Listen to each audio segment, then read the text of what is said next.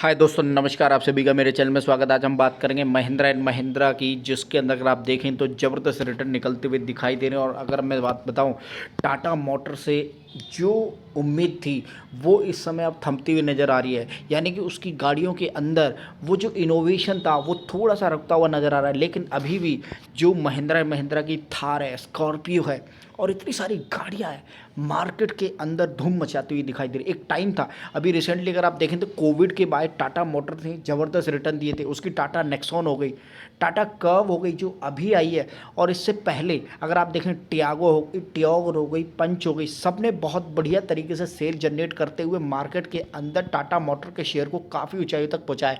लेकिन इस समय जो शेयर चलता हुआ नज़र आ रहा है वो चलता हुआ दिखाई दे रहा है महिंद्रा एंड महिंद्रा, जिसके अंदर अगर आप देखेंगे तो स्कॉर्पियो, एसयूवी सीरीज़ की इतनी सारी गाड़ियां निकलती हुई दिखाई। थार ने तो मार्केट के अंदर धूम मचा दी है।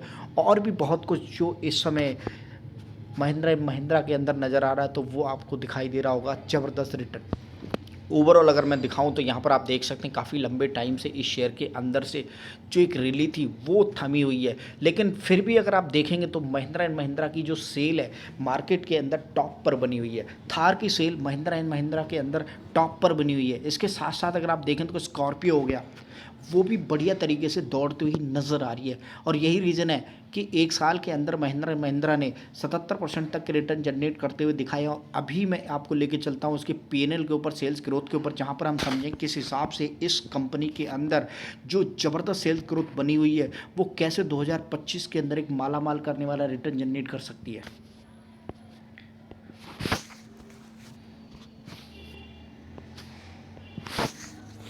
ऊपर जहाँ पर हम महिंद्रा एंड महिंद्रा के डाटा को अच्छी तरीके से समझेंगे, पीएनएल को समझेंगे और कौन कौन सी गाड़ियाँ हैं जो और अभी इस शेयर के अंदर यानी कि इस कंपनी के अंडर रूफ आने वाली है, जहाँ पर हम ये देखेंगे कि कैसे यह कंपनी आगे आने वाले टाइम में बढ़िया रिटर्न देने वाला काम करती हुई दिखाई देगी। तो यहाँ पर आप अच्छी तरीके से देख पा रहे हैं किस हिसाब से कंपनी काम करती हुई नजर आ रही है। Mahindra and Mahindra limited is one of the most diversified automobile company in India with presence across two wheeler, three wheeler, PV and CV and tractor and earth movers. Earth mover का आप समझते होंगे हैवी व्हीकल्स जो काफ़ी सारी चीज़ों में use होते हैं। ठीक है। It has a presence across financial services. इसके साथ साथ auto component, hospitality, infrastructure, retail, logistic, real steel trading and processing. तो इसका जो मेजर मैं आपको दिखाना चाहता हूँ कि कैसे इसकी जो सेल बनती हुई दिखाई दे रही है और क्या क्या इस कंपनी के अंदर काम होता हुआ नज़र आ रहा है। इसके साथ साथ आप अच्छी तरीके से देख पा रहे हैं ग्लोबल प्रेजेंस इस कंपनी की है। ठीक है जी। ग्लोबल प्रेजेंस के साथ साथ इस कंपनी के अंदर आपको एक चीज़ नज़र आएगी और वो एक चीज़ दिखाई देगी कि कैसे इस कंपनी के अंदर इस समय आपको ज़बरदस्त रिटर्न निकलते हुए दिखाई देंगे।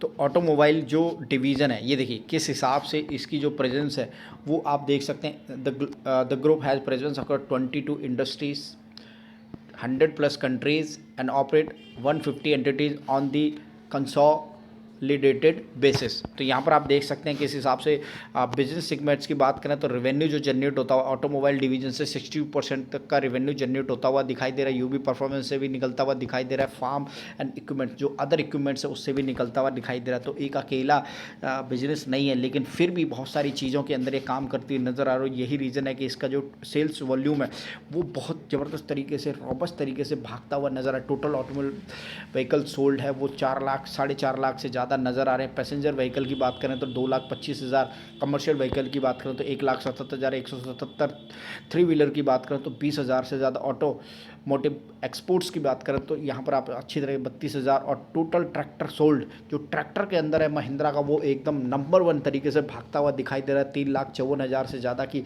इसके नंबर दिखाई दे रहे हैं। डोमेस्टिक ज्योग्राफिकली प्रेजेंस की बात करें तो यहाँ पर आप देख सकते हैं किस हिसाब से जो डोमेस्टिक है 83% तक की रेवेन्यू निकलते हुए दिखाई दे रहे हैं और 17% तक की रेवेन्यू इसकी एक्सपोर्ट से दिखाई दे रहे हैं। तो ओवरऑल अगर मैं आपको बताना चाहूँ तो कंपनी की जो मार्केट कैप है वो यहाँ पर 3,77,647 करोड़ रुपए की है। 1,575 रुपये का इसका लो है, 3,222 रुपये का इसका हाई है, 3,037 पर इस समय ये चलता हुआ नज़र आ रहा है। एक तरीके से ये समझ सकते हैं कि कंपनी के अंदर ज़बरदस्त जो चीज़ें हैं वो बनी हुई हैं। यहाँ पर अगर मैं पीएनएल की बात करूँ तो आप अच्छी तरीके से देख पा रहे हैं, जो सेल्स ग्रोथ है वो कंटिन्यूसली ग्रोथ की तरफ चलती हुई नज़र आ रही है और बहुत बढ़िया हैवी वे मतलब एक तरीके से छोटी मोटी कंपनी, बहुत बढ़िया ज़बरदस्त कंपनी है जिसकी मार्केट कैप 3,77,000 करोड़ से ज़्यादा की। तो आप समझ सकते हैं किस हिसाब से कंपनी काम करती हुई नज़र आ रही है। जहाँ 2022 के अंदर 90,000 करोड़ से ज़्यादा की सेल्स थी, वो अगले साल 2023 में 1,21,000 पर हो जाती है, 2024 में 1,39,000 करोड़ पर हो जाती है और 2024 और 25 के फाइनेंशियल ईयर में जो अभी क्लोज नहीं हुआ है 1,45,000 करोड़ से ज़्यादा की सेल कर देती है। और जो ऑपरेटिंग प्रॉफिट बनता हुआ नज़र आ रहा है उसको भी आप देखिएगा ज़रा, 14,000 करोड़ के बाद सीधा 20,000 करोड़, 24,000 करोड़, 27,000 करोड़ का जो ऑपरेटिंग प्रॉफिट है, जिसके अंदर अगर नेट प्रॉफिट की बात करें तो आप समझ सकते हैं कि 11,000 के बाद 12,000 और 12,000 के बाद सीधा 13,000 करोड़ का प्रॉफिट इस कंपनी के अंदर बनता हुआ नज़र आ रहा है। और यही रीज़न है कि अभी भी इस कंपनी के अंदर जो ज़बरदस्त तेज़ी है वो बनी हुई है। अगर मैं प्रोमोटर की एफआई और डीआई की होल्डिंग की बात करूँ तो वो भी आप अच्छी तरीके से देख पा रहे हैं किस हिसाब से बड़े बड़े इन्वेस्टर ने इस शेयर के ऊपर अपना दमखम बना के रखा हुआ है।